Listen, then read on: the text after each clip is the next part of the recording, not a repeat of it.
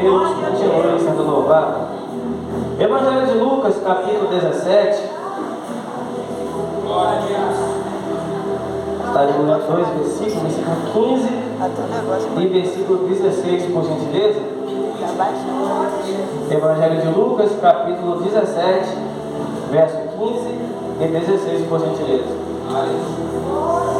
Nós não procura, como de costume, agradeço a Deus por mais esta misericórdia que nos concede, essa oportunidade. E também a nossa missionária Vânia, por mais esse voto de confiança, amém? Deus continue sendo louvado. Subtítulo: A cura de 10 leprosos.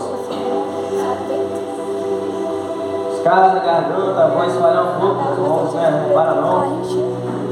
Vamos ministrar assim, se eu louvar algum louvor, aí já a voz vai embora rápido. Mas vamos continuar fazendo uma obra do Senhor, amém? Lucas 17, 15 e 16, amém, igreja? Amém. Estarei no versículo 15 e a igreja 16, por gentileza, amém? Diz assim: E um deles, vendo que estava são, voltou glorificando a Deus em alta voz. 15, 16, igreja.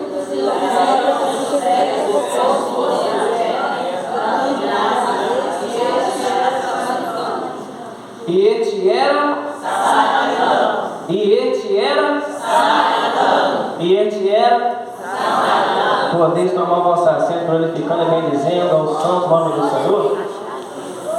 Mais grato a ti, mais grato a ti, mais consagrado, ó Pai, Senhor.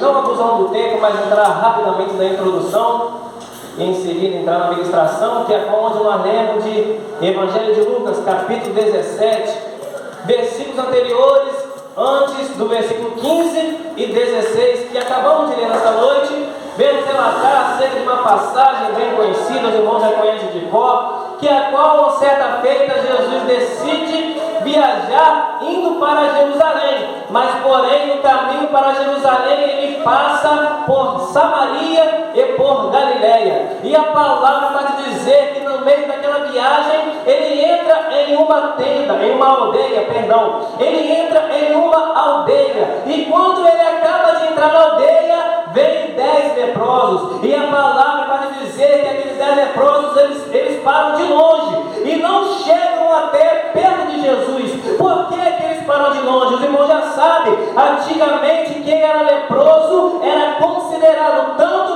na área física quanto na área espiritual, era considerado imundo, impuro, e por isso eles não se aproximaram mais perto de Jesus Cristo. E a palavra vai dizer que eles começaram a clamar a Jesus Cristo: ó Jesus, filho de Davi, tem-te misericórdia ou compaixão de nós. E a palavra vai dizer que Jesus Cristo dá uma ordem para eles: ó, vão até os sacerdotes, e assim será feito como vos ordenou Moisés. E a palavra vai dizer que é qual eles indo para aos sacerdotes, pela leitura, não está escrito assim, mas pela leitura nos faz entender que eles nem chegaram até os sacerdotes para cumprirem o mandato de Moisés, mas no caminho, quando ia para os sacerdotes, já estavam sendo curados pelo poder da palavra de Jesus Cristo. E a palavra vai dizer que é qual um dentre os 10, tirando os 9, um que a qual é samaritano, e mais abaixo no versículo 17 e 18 diz que ele era estrangeiro. Somente um voltou para dar glórias a Deus, somente um voltou para agradecer. E ali Jesus Cristo, assustado entre aspas em dizer isto, ele observa aquela situação e pergunta: uai, mas não era 10 que vieram aqui quando estavam leprosos? Mas eu estou vendo apenas um, e você é samaritano. Versículo 16, acabamos de ler esse número 17. Você é samaritano e somente você voltou para agradecer. E além de ser samaritano, você também é um estrangeiro. Mas você pode ir em paz. Vai em paz, a tua fé te salvou. Saindo da introdução, entrando na ministração, de acordo com o que nos faz entender o Espírito Santo do Senhor, voltando um pouquinho, como já foi dito na introdução rapidamente, que agora Jesus Cristo vai até Jerusalém, e a palavra vai dizer, como acabamos de ler 15 e 16, e acabou de ser dito na introdução, ele, para chegar em Jerusalém, tinha que passar dentro de Samaria, passar entre a Samaria e a Galileia. E ali a palavra vai dizer, como já foi dito na introdução, ele para em uma aldeia. E ali, só nessa parte, já nos faz entender o Espírito Santo. Logo após vieram os 10 leprosos para se socorrer, se refugiar em Jesus Cristo. Sabiam que a solução do seu problema, da sua situação, que a qual eles estavam passando, só Jesus que podia resolver aquele problema. E assim eles chegaram clamando a Jesus Cristo: ó, nos cura, tende misericórdia de nós, Jesus, filho de Davi, tende misericórdia, tende compaixão de nós. Aqui começamos a ministração, que a qual com certeza a Trindade é Deus, como costumamos dizer, a Santa Trindade, que a qual Deus Pai Celestial, Ele é Deus, Jesus Cristo Filho, Ele é Deus, e o Espírito Santo de igual forma é Deus. A Trindade são Deus, e Jesus Cristo, a segunda pessoa da Trindade, Ele era Deus, como ainda é e permanecerá sendo para todo sempre. E esse Deus, sendo Deus infinito, Ele já viu o passado, Ele vê o presente, e além disso, de ver o passado que passou, de ver o presente do que está passando, Ele tem o poder de ver o futuro do que ainda está para acontecer. E com certeza houve algum propósito para Ele ir em Jerusalém, passando por Samaria e Galileia. Com certeza Ele, sendo Deus, sabia com o propósito que iria chegar ali. Aqueles 10 leprosos já nos faz entender o Espírito Santo do Senhor. Não foi em vão que Jesus Cristo marcou um encontro com você aqui nesta noite. A tua vida, da tua casa que você se deslocou, não foi em vão, mas só de você passar desta porta para dentro, com o coração ligado nos céus, para adorar, glorificar e exaltar ao santo nome do Senhor, já há algum propósito, e com certeza você não veio aqui em vão, mas pela tua fé você vai levar a tua vitória. Prosseguindo, eles recebem a cura, os 10 leprosos. E ali Jesus Cristo deu a ordem: vai até os sacerdotes, e eles indo no caminho, creio assim pela leitura, não precisavam de chegar até o sacerdote, mas no caminho já foram curados daquela lepra. E o que acontece? Vão aqueles 10 leprosos, prosseguem indo embora 9, e apenas um voltou. Aleluia. Para glorificar e agradecer ao Senhor.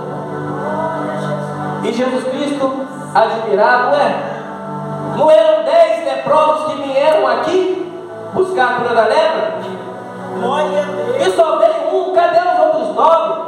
Este um, além de ter vindo, é samaritano.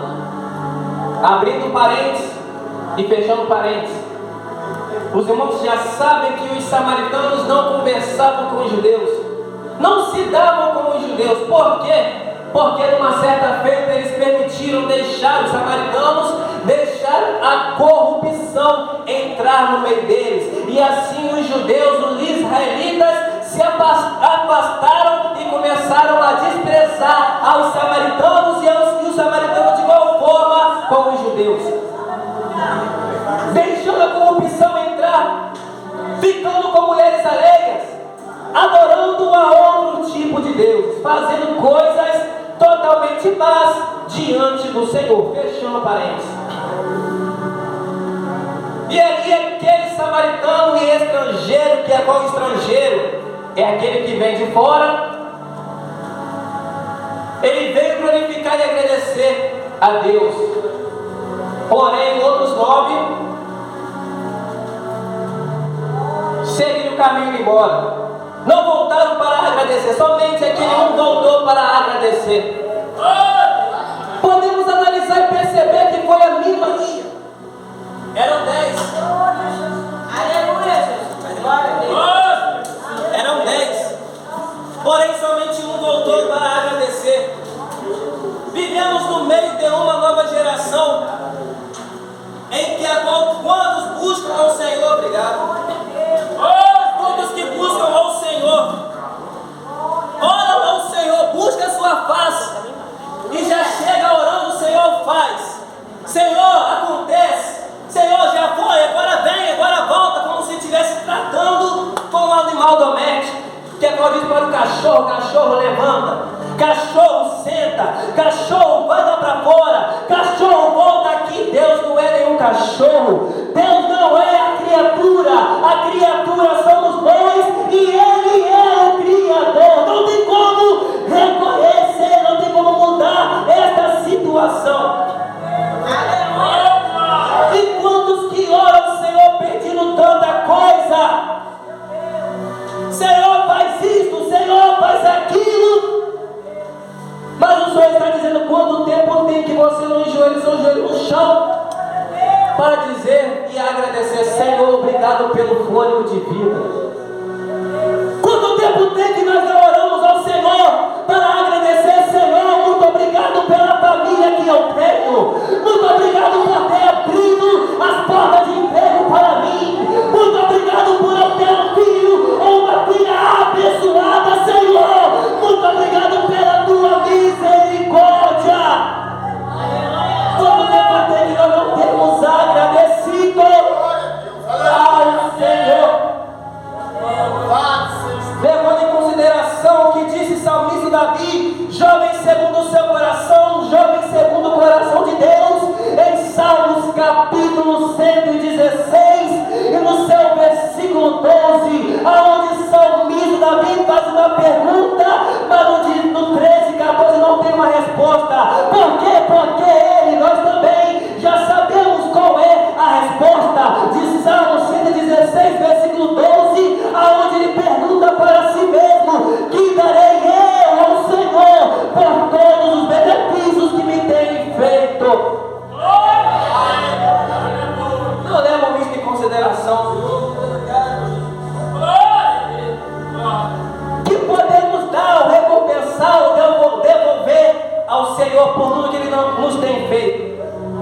Houve um ponto de interrogação, ou seja, uma pergunta, mas no 13, 14, 15 não tem uma resposta. Por quê? Porque já sabemos qual é a resposta. Não tem como devolver, não tem como recompensar, não tem como retribuir tudo aquilo que o Pai Celestial fez e ainda faz e permanecerá fazendo por cada um de nós. Mas o que podemos fazer é em forma de gratidão, fazer como este leproso samaritano e também estrangeiro, agradecer ao Senhor e fazer com o propósito que há no nosso fôlego de vida, que é correlador, salmista Davi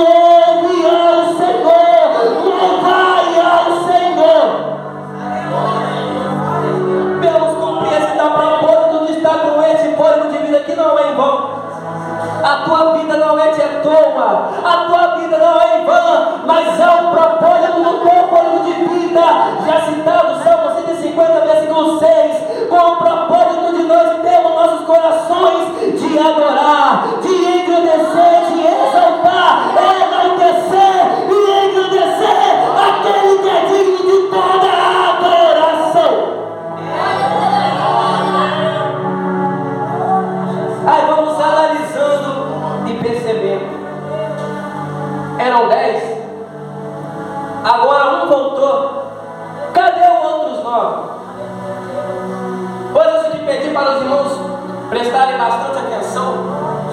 E ele era aos irmãos samaritanos 3 vezes, para entender o que o Senhor quer dizer, quer falar desta parte.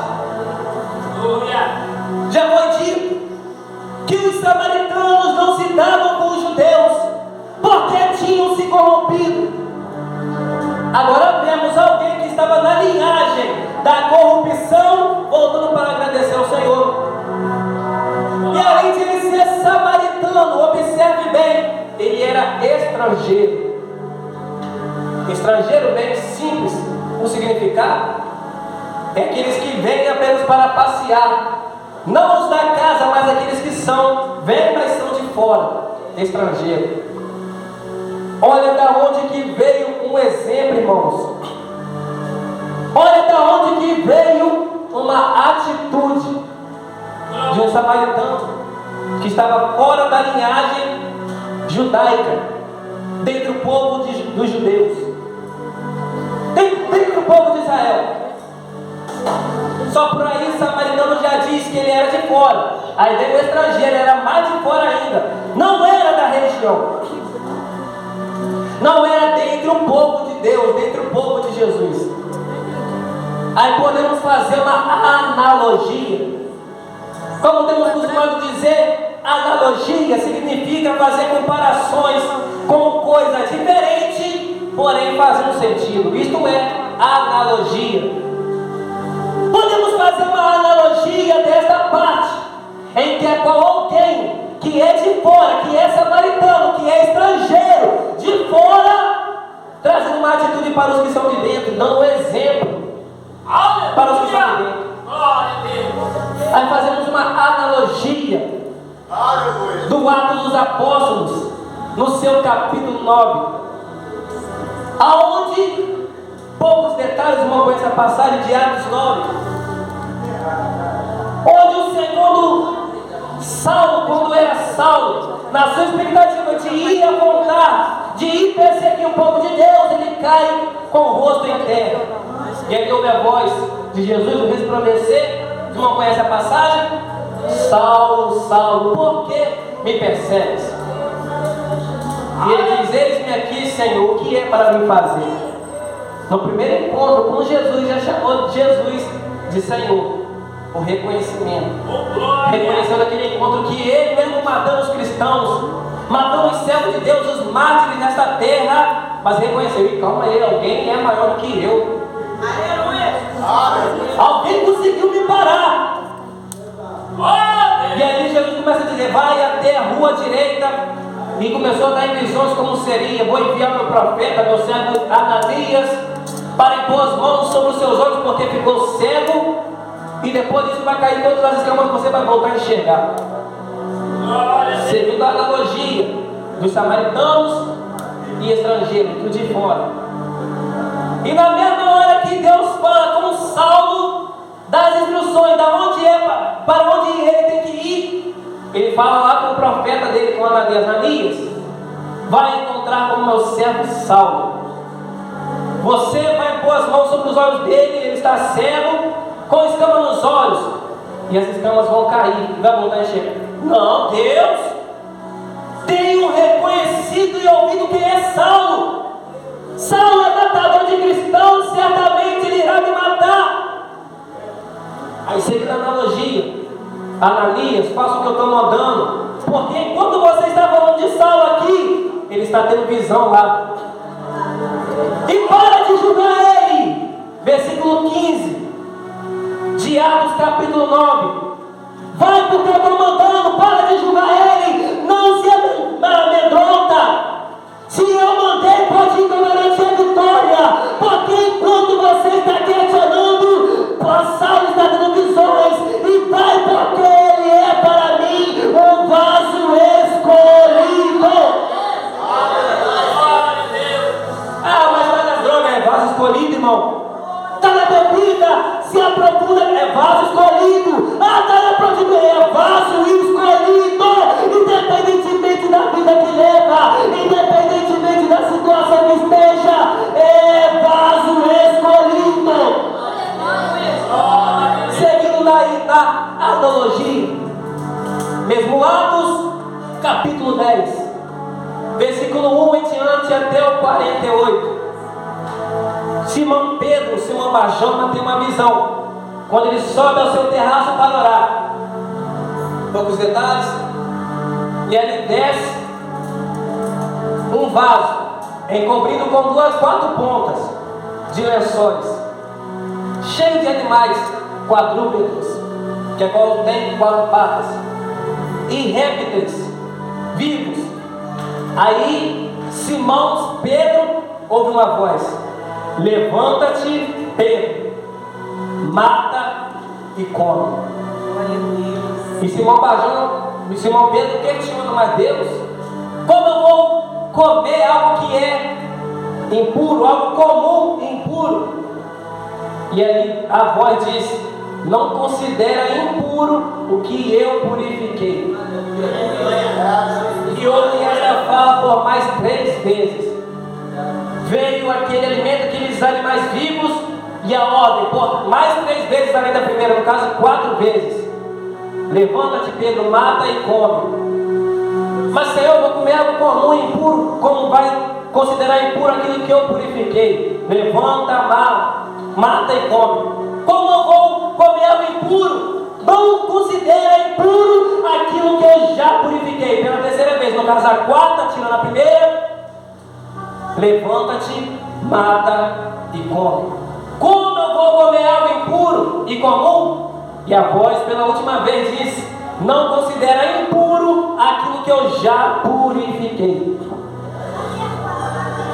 Lá na frente, quando o Senhor dá uma visão para o centurião Cornélio, e ao mesmo tempo, igual o apóstolo Saulo, depois o apóstolo Paulo e Ananias, na analogia, aí está entre Pedro e o centurião Cornélio. Está tendo visões que era para lhe dar ordem para os seus homens chamar Simão Pedro para vir trazer uma palavra. Centurião Cornélio não era servo do Senhor, ele não era seguidor de Cristo, mas ele todos os dias ele orava e jejuava diante do Senhor. Mas porém não era batizado nas águas. Ali veio os homens buscar Simão Pedro. Centurião Cornélio mandou buscar o Senhor para vir trazer uma palavra, pois Deus ordenou. E aí ao mesmo tempo Deus falou com Pedro: Pedro, pode ir, porque eu estou te guardando. Está na minha direção, pode ir. E pela palavra de Deus, Simão Pedro foi. E quando chega lá, centurião Cornélio, que buscava, jejuava, orava, mas não era servo de Deus, recebe ele.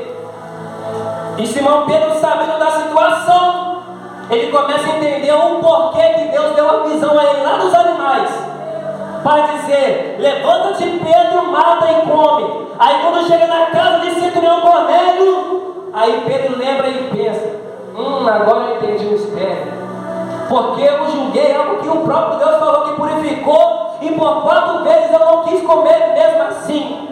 Agora eu entendi, aquela analogia, aquela comparação estava se referindo ao centurião Cornélio, que agora o Senhor fala em meu coração. Simão Pedro, no caso, dizendo que agora eu não posso fazer a acepção de pessoas, eu não posso julgar o meu próximo. Abrindo aspas, fechando aspas.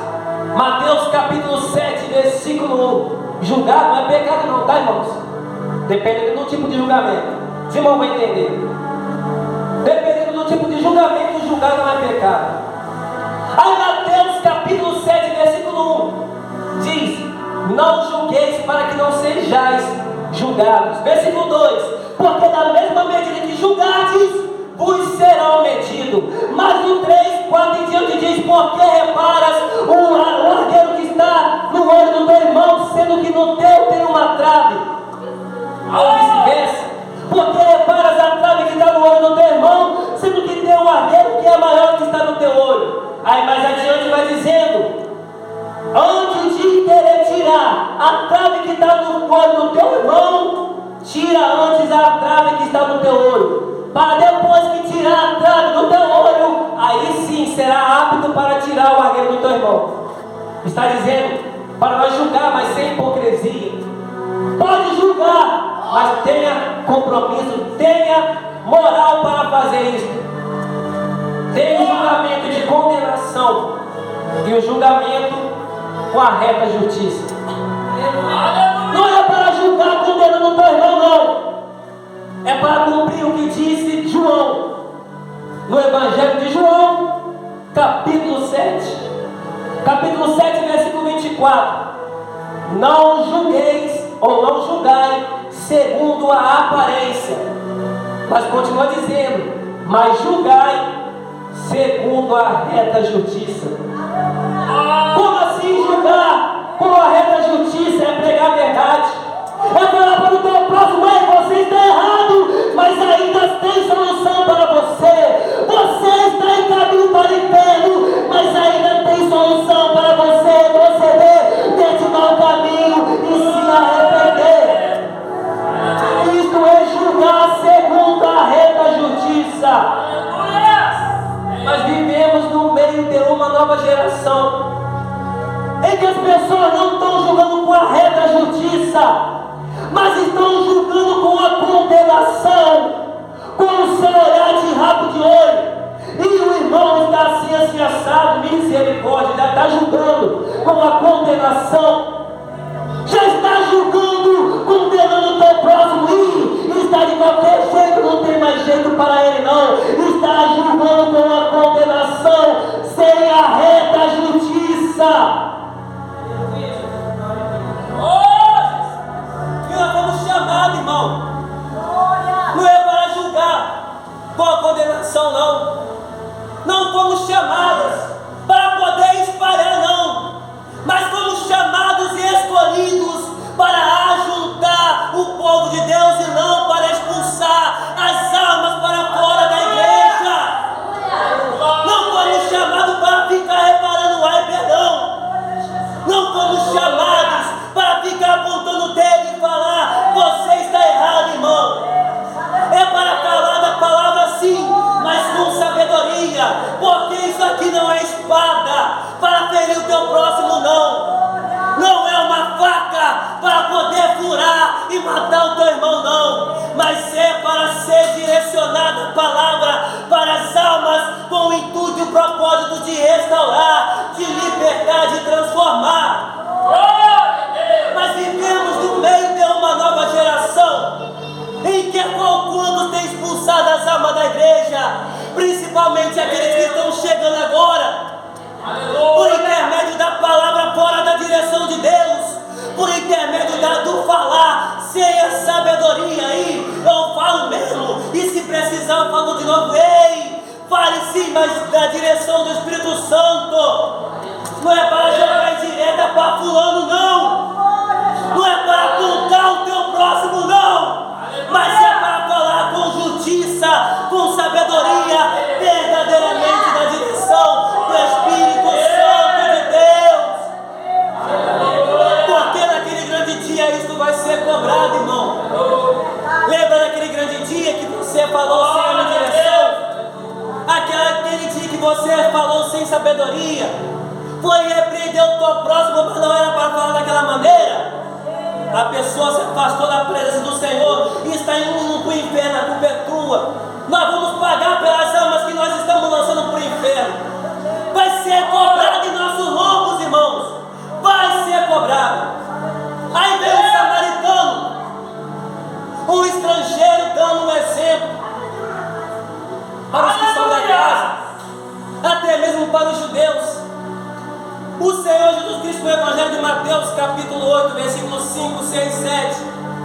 O centurião de Cafarnaum, ele vem até Jesus e diz: Senhor, preciso de uma restauração na minha casa. O meu criado está já quase morrendo de tão enfermo que ele está. E Jesus diz: vamos então até a sua casa, irei pôr as mãos sobre ele e ele sarará. O centurião de Cafarnaum, não sendo seguidor de Jesus igual o centurião Cornélio de Atos capítulo 10, ele diz: não, Senhor, não vai à minha casa, porque eu não sou digno de receber o Senhor debaixo do meu telhado. Aí Jesus olha para o lado a atitude e fé daquele centurião de Cafarnaum, após ele ter dito: não sou digno de receber o Senhor na minha casa, mas digo uma palavra aqui e o meu criado sarará lá. Jesus admirou tanto aquela fé como atitude e exemplo para nós cristãos, judeus, linhagem de Israel, que é quando ele disse: nem mesmo, olha só as palavras de Jesus, irmão, Mateus capítulo 8, 5 em diante, nem mesmo em Israel eu vi tanta fé como a fé deste homem. Pegou a fé como exemplo para os judeus, de alguém que não era seguidor de Cristo, para os judeus. O que deve entender, o Espírito Santo, vivemos no meio de uma nova geração, em que a qual, enquanto Ananias está julgando na condenação a Saulo está tendo visões. Enquanto Simão Pedro está julgando com a condenação ao centurião Cornélio está orando, está buscando na palavra do Senhor, está orando pela madrugada. Nos dias atuais, enquanto Wesley Hugo está julgando o irmão que está chegando agora, porque chegou sem decência e sem ordem, estou dizendo, irmão, está de qualquer maneira, o que está chegando agora, enquanto eu julgo ele está buscando pela madrugada, e é algo que eu faço há muito tempo. Enquanto eu estou julgando o meu próximo, porque ele está de qualquer maneira com as suas vestes, ele ora. Já viu aquele irmão, irmãos? Aquela pessoa que diz: eu não sou crente, mas todos os dias eu oro. Eu não sou da igreja, mas todos os dias eu oro pela madrugada. Eu não estou firme na presença do Senhor, mas todos os dias eu leio a Bíblia. Olha o exemplo, irmão, para nós. E enquanto estão buscando mesmo afastado, a pessoa que está julgando na questão de condenação está acomodado. Está assim, assado, mas está orando, mas está buscando. Mas ao invés de nós ficar julgando na condenação, não vamos julgar não, irmãos, mas vamos olhar com os olhos da fé, como aconselhou o apóstolo Paulo no Hebreus, na Epístola de Hebreus, capítulo 11, versículo 1. A fé é o firme fundamento das coisas que se esperam e a prova das coisas que se não vê. Eu não estou vendo, mas eu estou vendo. Com os olhos carnais eu vejo alguém que está na bebida, mas com os olhos espirituais, não olho de julgador, mas com os olhos espirituais eu vejo alguém que é um servo do Senhor. Com os olhos que eu eu estou dizendo que esta jovem está na prostituição, mas com os olhos da fé eu vejo que ela é uma regente do ciclo de oração. Com os olhos carnais eu vejo um pai de família autorizado, mas com os olhos espirituais eu vejo o ministério de pastoreio ministerial na vida dele. Com os olhos carnais eu vejo um jovem drogado que não se aprofunda e se afunda nas drogas, mas com os olhos espirituais, esse jovem que está nas drogas, eu vejo nos olhos espirituais um pregador da palavra. Para de olhar com o olho julgador, julgando o teu irmão, mas olha com os olhos espirituais, seguindo o exemplo do profeta Ezequiel, no seu livro de Ezequiel, capítulo 37, versículo 1 em diante. Poderão reviver esses ossos secos? E Ezequiel, o profeta, disse: Senhor, tu, ó, sabes. E o Senhor disse para o profeta Ezequiel: então profetiza. E aí o profeta Ezequiel disse para os ossos sequíssimos: ó ossos, ouve a voz do Senhor. E quando ele profetizou, houve pele, houve carne, houve nervos naqueles ossos sequíssimos. Pega o exemplo de Ezequiel. Ao invés de julgar, profetiza a vitória para o teu irmão. Profetiza que ele vai ser liberto. Profetiza que ele vai conseguir se forçar e se firmar na rocha, na presença do Senhor. Começa a profetizar sobre a tua família, dizendo: eu e a minha casa serviremos ao Senhor. Começa a profetizar, ao invés de ficar julgando. Essa palavra que o Senhor deixa para cada um de nós, que o Espírito Santo permaneça palestrando em cada coração, em cada mente, e assim eu agradeço a rica oportunidade em nome de Jesus.